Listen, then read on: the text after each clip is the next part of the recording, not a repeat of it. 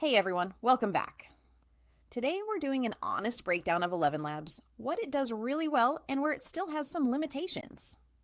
Before we dive in, hit that like button and subscribe so you don't miss more tech reviews and real talk about tools like this.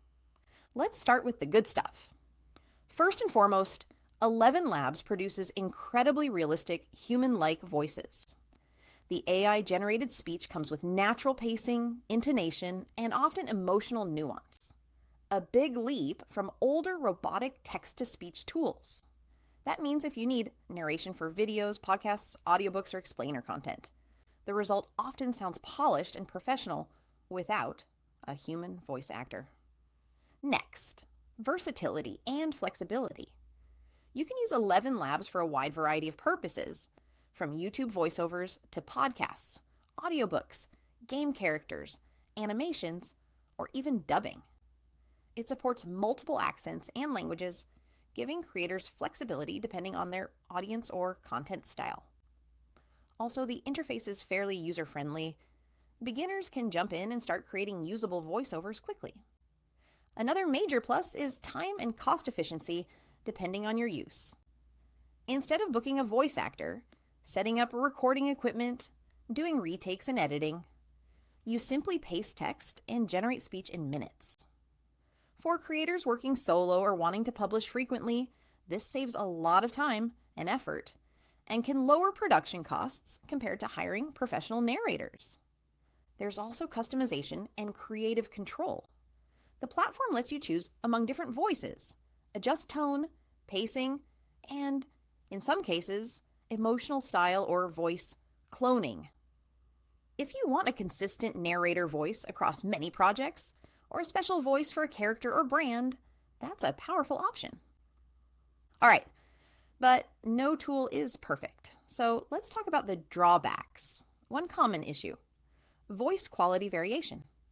Even though many outputs sound very natural, some generated voices, especially for complex scripts or long narration, may still feel a bit off. There can be minor pronunciation errors, awkward inflections, or a slightly synthetic vibe. For very emotional or high-stakes content, this might be noticeable. Cost and usage limits are another concern. If you're creating a lot of content, long videos, many projects, or high-volume audio, the credits plans can add up. The free or low-tier version may be limiting if you need extensive voiceovers, which means serious creators may need to invest in a paid plan.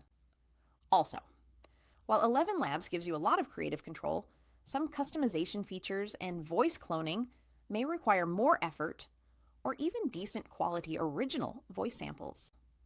If your original recordings are noisy or low quality, the clone voice might turn out flawed, and it takes trial and error to get the perfect tone or emotional delivery, especially when you want dramatic or nuanced intonation.